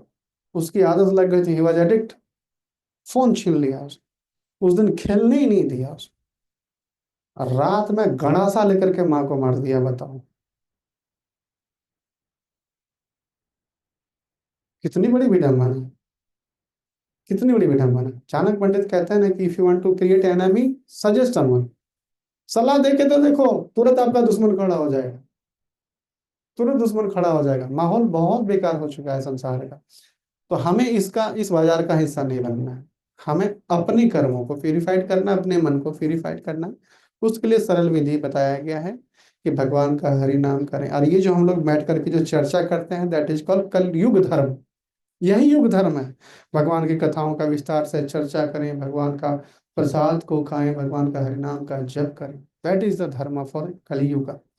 इसको छोड़ करके और जो हम लोग है ना, खाली सोच सकते हैं कि ऐसा होता था, ऐसा होता था, ये नहीं होना चाहिए, वो नहीं होना चाहिए। आप बात बनाते रहो, उससे कोई लाभ नहीं होने वाला है।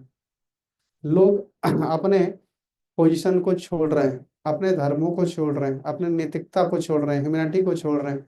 लोग छोड़ने पे ज्यादा लगे हुए हैं। ज्यादा समझाओगे छोड़ देंगे। अब ज्यादा कंट्रोल करोगे छोड़ के बाहर निकल जाएंगे। परिवार के जन हो, भाई हो, मित्र हो, जो भी है। तो ये आसुरी प्रवृत्ति से भरा हुआ संसार है, और ये संसार और भयानक होने वाला है। तो ऐसे में अपनी रक्षा कलयुग से अगर करना है, तो हमें भगवान के दिखाए हुए मार्ग पे चलना चाहिए। ठीक है, आप सबका बहुत बहुत धन्यवाद। प्रेम पूर्वक आपने श्रवण किया, मुझे अवसर दिया कथा करने के लिए। किसी का कुछ प्रश्न रहेगा तो आप पूछ सकते हैं आज की कक्षा से। हरे कृष्ण। प्रभु जी, मैं एक बात शेयर करना चाहता हूँ। हम्म। भगवद गीता में है 3 नंबर श्लोक, जयंतु पांडव पुत्राणां जिसं पक्षे जनार्दन।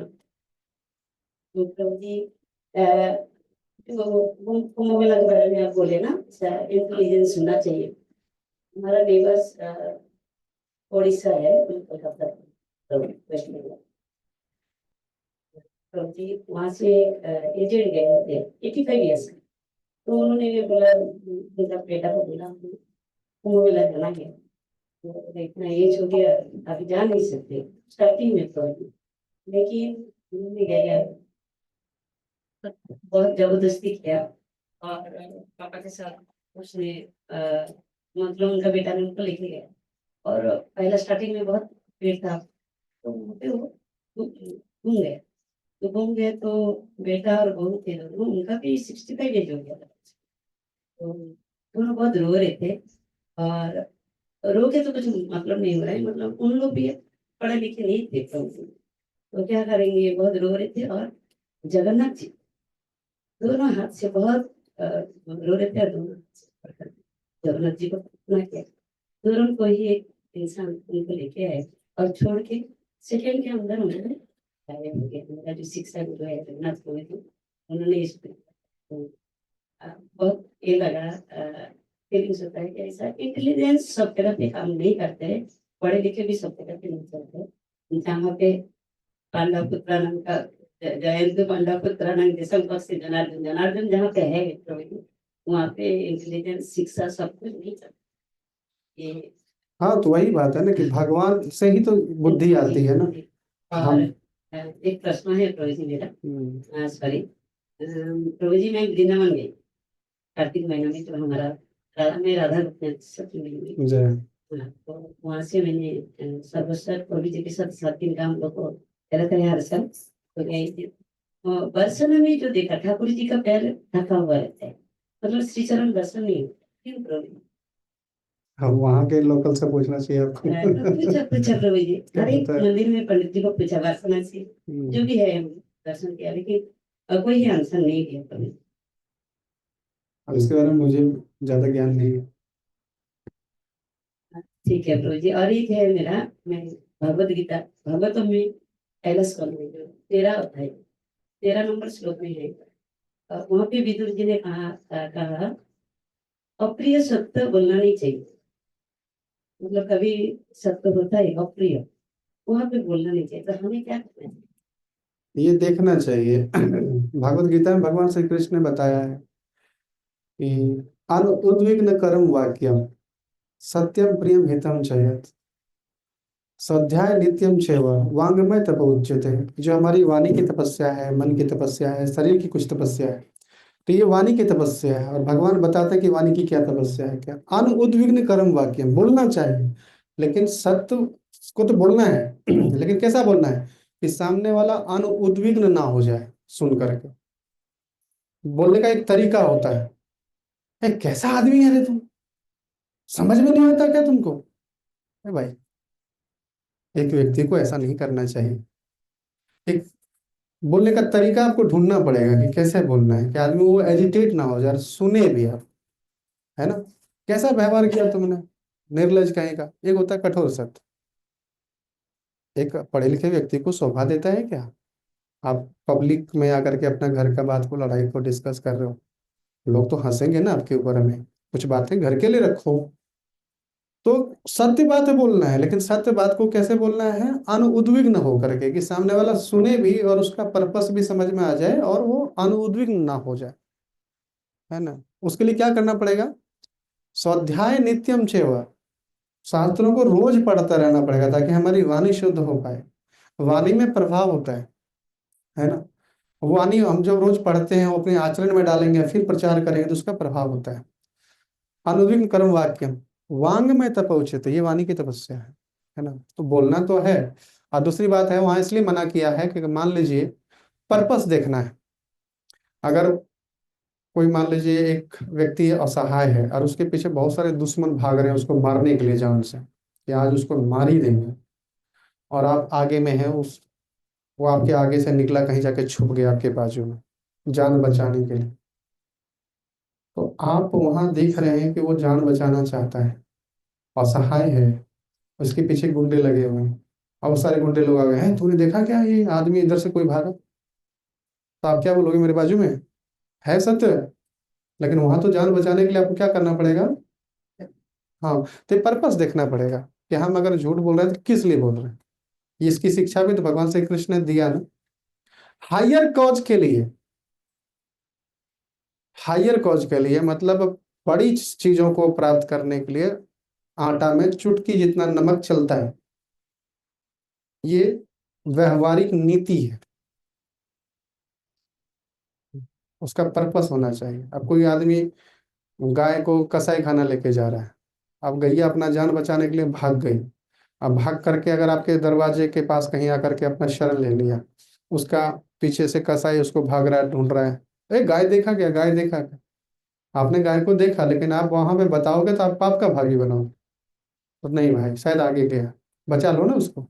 तो नहीं बोला मतलब झूठ बोला। ये झूठ क्यों बोला? क्योंकि उसका हमारा पर्पस पर्सनल स्वार्थ नहीं, गाय की रक्षा करना महत्वपूर्ण है उसके लिए, ऐसा है। Thank you. Correct. Swami ji वो परमात्मा जीवात्मा भी एक में जीवात्मा क्या है? नहीं, जीवात्मा जो है ना परमात्मा का बराबर के अंश पे नहीं है, बराबर के प्लेटफॉर्म पे नहीं। जीवात्मा भगवान की मतलब परमात्मा की शक्ति है। जैसे सूर्य है, और सूर्य से निकलने वाली जो किरणें हैं, है ना, ये दो चीजें हैं। लेकिन किरणों का कोई अपना अस्तित्व नहीं है। सूर्य का किरण का कोई अपना इंडिपेंडेंट एग्जिस्टेंस नहीं है। द सेम टाइम जो ये रोशनी हमारे दरवाजे तक आ रही है, ये सूर्य है भी नहीं। तो एक तरह से है और एक तरह से नहीं भी है, इसी को बोलते हैं अचिंत भेद अभेद। तो जो अणु आत्मा है यानी कि हम लोग हैं, ये भगवान की तटस्थ शक्ति है। तेजस है। हाँ, हम लोग मतलब भगवान के एकदम पार्ट एंड पार्सल है। जैसे ये संपूर्ण शरीर का ये जो उंगली है, एक छोटा हिस्सा है ना। इस उंगली का इस शरीर में जब तक ये अटैच है ना, ये तब तक इसका बहुत बड़ा इंपॉर्टेंस है। अगर ये कट के अलग हो जाएगा तो उस कटे हुए उंगली का कोई भेद नहीं, कोई मोल नहीं। तो वैसे एक व्यक्ति जो इस जगत में है, वो जब तक भगवान से जुड़ा हुआ नहीं, भगवान के शास्त्रों के हिसाब से साधना के हिसाब से नहीं जुड़ा है, तो उसका कोई मूल्य नहीं, वो भटकते रहेगा। वैसे ही हम लोग जो हैं जैसे आप एरोप्लेन, एरोप्लेन का मतलब हुआ कि बहुत बड़ा स्ट्रक्चर है एरोप्लेन, उसमें छोटे छोटे जो नट बोल्ट लगे हुए हैं ना, उसका इंपॉर्टेंस है कब तक, जब तक वो एरोप्लेन में अटैच है। अगर खुल के गिर गया तो उसका कोई मोल नहीं। तो वैसे हम लोग भगवान के अंश हैं, है ना। भगवान कहते हैं ना ये अपने बारे में जीवात्मा के बारे में बताते हैं कि बीजा माम सर्वभूतानां विद्धि पार्थ सनातन, राइट। तो जो ये सभी जो संसार में जितने जीवित प्राणी हैं, सब मेरा बीज है। मतलब मैं फादर हूँ, पिता हम यस्य जगतो माता धाता पितामह, वेदम पवित्रम ओमकारम ऋग साम अजुर एव च। जितने वेदों में जो मंत्र आते हैं, जो श्लोक आते हैं, वो प्रणव ध्वनि से उत्पन्न होता है, पहले ओम आता है। तो वो जो ध्वनि ओम है, वो प्रणव ध्वनि कौन है? भगवान है। और सभी जीवों के माता कौन है? भगवान है। पिता कौन है? भगवान है। और भगवान ही संभालते हैं, मतलब सबके सुहृद भी हैं, सपोर्टर भी हैं। तो भगवान तो हमारे पिता है ना, बच्चा पिता को कभी रिप्लेस नहीं कर सकता। तो हम लोग भगवान के अंश मात्र हैं, है ना, अंश मात्र है। तो जो पिता में गुण है वो बच्चे में भी जन्म मतलब दिखेगा। तो ही इज अनलिमिटेड, एको नाम विदधाति कामा। तो वो भगवान अपना आप का विस्तार करते हैं छोटे छोटे जीवात्माओं के अंत में, अपना विस्तार करते हैं गुण के रूप में। जैसे हमने आपको बताया ब्रह्मा विष्णु महेश, भगवान अपना अवतार करते हैं, अपना सत्यावेश अवतार, मतलब एक पर्पस रहता है। जैसे परशुराम हो गए, उनका पर्पस ही था कि संसार में जितने कुलीन राजा हैं, है ना, जो मतलब जनता पे शासन अच्छे से नहीं कर पा रहे हैं, जो बिल्कुल बेकार राजा हो गए हैं, रजोगुनी हो गए, उस सबको खत्म करना है। तो 21 बार क्षत्रियों का उसने संहार किया। और उसी दौरान यहाँ से जितने क्षत्रिय लोग भाग करके दूसरे दूसरे आइलैंड में चले गए, मतलब एशिया को क्रॉस करके कोई चला गया उधर, यूरोपियन साइड में चला गया, बिल्कुल कोई रसिया साइड चला गया, कोई अमेरिका साइड चला गया, उधर ही बस गया। तो वहां पे भी देखते हैं तो जितने सब मतलब उस समय क्षत्रिय गुण ज्यादा दिखता है वहां के लोगों में। क्यों? क्योंकि यहाँ यहीं का जीन गया ना वहाँ, राइट। तो इसीलिए तो भगवान का अलग अलग पर्पस है, अलग अलग अपना विस्तार करते हैं। तो जो जीव अंश है भगवान का, वो तटस्थ शक्ति है। और ये तटस्थ शक्ति वो इंडिपेंडेंट नहीं रह सकता। उसको या तो उनकी खुद की अपनी माता चाहिए, या उसको संभालने के लिए कोई ना कोई मतलब आ, दाई माता चाहिए, है ना, जिसको क्या बोलते हैं हम, कोई ना कोई तो चाहिए, मतलब नर्स चाहिए, है ना, या फिर नैनी चाहिए जिसको बोलते हैं। वो इंडिपेंडेंट नहीं रह सकता। तो जो जीवात्मा है वो इस संसार में है। तो इसका जो मालिक है कौन है? माता दुर्गा। और माता दुर्गा सभी जीवात्माओं को इस संसार में तीनों गुणों के अधीन में ग्रिल करते रहती है। उस इसी को माया कहते हैं। हाँ, क्योंकि वो हम लोग भगवान को भूल गए। तो माता दुर्गा का काम ही है कि just revive your own consciousness that who are you. The same time हमें सब चीज प्रोवाइड भी करती है। सारा सुख दुख जो भी हमें है माता दुर्गा ही प्रोवाइड करती है संसार में। इसलिए संसार को देवी धाम कहा गया है। और इसीलिए इस मुंबई जैसे देवी को मुंबा देवी के नाम से जाना जाता है, वहीं से मुंबई पड़ा है ना। क्यों? क्योंकि इस संसार की जो अधिष्ठात्री देवी है माता दुर्गा है, जिसको हम लोग अपरा प्रकृति कहते हैं। और परा प्रकृति क्या है? तो परा प्रकृति है स्वयं हलादरी शक्ति राधा रानी। तो जो जो साधु संत है वो देवी प्रकृति के अधीन में रहते हैं, और जो संसारी लोग हैं वो भौतिक प्रकृति के अधीन में रहते हैं। और भगवान इसके बारे में भगवत गीता में कहते भी हैं, अपरियम कुतस्तमन्यम विद्धि प्रकृति में परम जीव भूतो महाबाहो या इदम धार्यते जगत। ये जो मैटर से, जो जड़ तत्व से बना हुआ शरीर है, इसको संभालने वाला कौन है? एक परा प्रकृति है। परा प्रकृति कौन है? यानी कि आत्मा। आत्मा परा प्रकृति है, भौतिक प्रकृति का नहीं है अंश वो। ये संसार का क्रिएशन आत्मा नहीं है, ये भौतिक जगत का नहीं है, आध्यात्मिक जगत का, यानी कि भगवान के अंश है। राइट? तो भगवान का है ना, महात्मानस्तु माम पार्थम देवी प्रकृति माश्रिता भजन्ते अनन्य मनसा। तो जो महात्मा जन होते हैं वो देवी प्रकृति के अंश में रहते हैं, यानी कि भगवान की अंतरंगा शक्ति के अंदर में रहते हैं। और भगवान की बहिरंगा शक्ति कौन है? बहिरंगा शक्ति है माता दुर्गा, यानी कि ये भौतिक प्लैनेट, और इसकी अधिष्ठात्री देवी वही है, वही इंचार्ज है। जैसे एक जेल में जेलर होती है ना, वो jailer is a first class well wisher for all कैदीज, ऑल प्रिजनर्स। जितने भी वहां पे बंद हैं कैदी लोग, सबका सबसे बड़ा शुभचिंतक कौन है? जेलर है, क्योंकि उसका काम ही है उसको सुधारना। जितना भी गुनाह करके आया है उसके मानसिकता के हिसाब से उसको सजा वो देना उसका काम है। द सेम टाइम वो ये बात का ध्यान रखता है कि ये व्यक्ति फिर वापस में समाज में जाए तो फिर गुनाह ना करे। ये बड़ा टफ जॉब है। तो माता दुर्गा का जो है ना, बड़ा थैंकलेस जॉब है, वो सब चीज देती है हमें, है ना। ये इधर कोई हम लोग बात करता है भगवान क्या है ये वो सब ऐसे सब ये तर्क है, आर्ग्यूमेंट करने को कभी कभी हम लोग का दिमाग छिड़ जाता है, गुस्सा आ जाता है सुनेगा तो। ऐसे तर्क कैसे लोगों से करना? लेकिन नामाम दुष्कृतलो मूढ़ा प्रपदन्ते नराधमा। जो जिसके पास है ना माया अपहरता ज्ञानम आसुरी भावम आश्रिता, जो ऐसे लोग हैं ना, आप उनका दिनचर्या देखो, केवल और केवल भोग वृत्ति है उसके जीवन में। ज्यादा धन कमाना है, ज्यादा पैसे कमाना है, ज्यादा मान सम्मान प्राप्त करना है, लोगों पर धौंस जमानी है, उसका जमीन हड़पना है, ये आसुरी भाव है। लूट करके करोगे क्या? आपका शरीर तो स्वयं जो है ना भोग के लायक नहीं बचा, अब धीरे धीरे खत्म होते जा रहा है। कितना साल शरीर में रहेगा अपना ये संसार? ये संसार हमारे शरीर से दूसरे का भला होता है। हम दूसरे के लिए ही कमा रहे होते हैं, वास्तव में अपने लिए नहीं कमाते। चाहे आप गुस्से में कमाओ, चाहे जानबूझ के कमाओ, चाहे कैसे भी कमाओ, तो व्यक्ति अपने लिए कुछ नहीं करता। ये प्रकृति का सिद्धांत है। जैसे माता पिता अगर कुछ भी मेहनत कर रहा है तो अपने लिए थोड़ी कर रहा है, अपनी भावी पीढ़ी के लिए कर रहा है।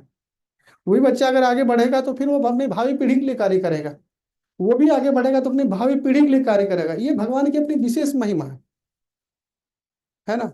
लेकिन चूंकि आदमी मोहग्रस्त हो जाता है अपने परिवार को ज्यादा सुख मिले, मुझे ज्यादा सुख मिले, तो ये आसुरी भाव है। अब दूसरे के एग्जिस्टेंस को स्वीकार नहीं करना, संसार पे ज्यादा धौंस जमाना, ये आसुरी प्रवृत्ति है। तो ऐसे लोगों में सत्वगुण का विकास नहीं होता, भगवान उसका बुद्धि हर लेते हैं। उनको जैसे भगवान के बारे में बताओगे वो चिढ़ जाएगा, ये राक्षसी गुण है तो उनको रहने दो, उनको प्रचार मत करो। हाँ, उनसे आर्ग्यूमेंट करने का कोई मतलब नहीं, वो आपको टेंशन देगा, बीपी हाई हो जाएगा आपका ठीक है। वो हुआ फिर मैं छोड़ दिया, मेरे को याद आया कि ये नहीं, वैसे लोगों को आप नहीं सिखा सकते हो। मुझे मेरा हम केरलीय है, अच्छा। मेरा तो बड़ा होता है इतना बड़ा नारियल का पेड़। हाँ, वो नारियल का पेड़ इतने इतना मेरा नाना रखा हुआ है, लेकिन उन्होंने उसका कोई ये नहीं किया। तो अभी कर उसका ये होता है हमको, सही बात है बोलो कभी क्या उन्होंने किया हुआ उनके लिए नहीं, लेकिन अभी के लोग को ऐसा नहीं है। अभी के लोग को अभी हम कर रहा तो हम अभी अभी मेरे को हाँ। चाहिए ये आसुरी भाव है ना, ये आसुरी भाव है। ठीक है, ठीक है।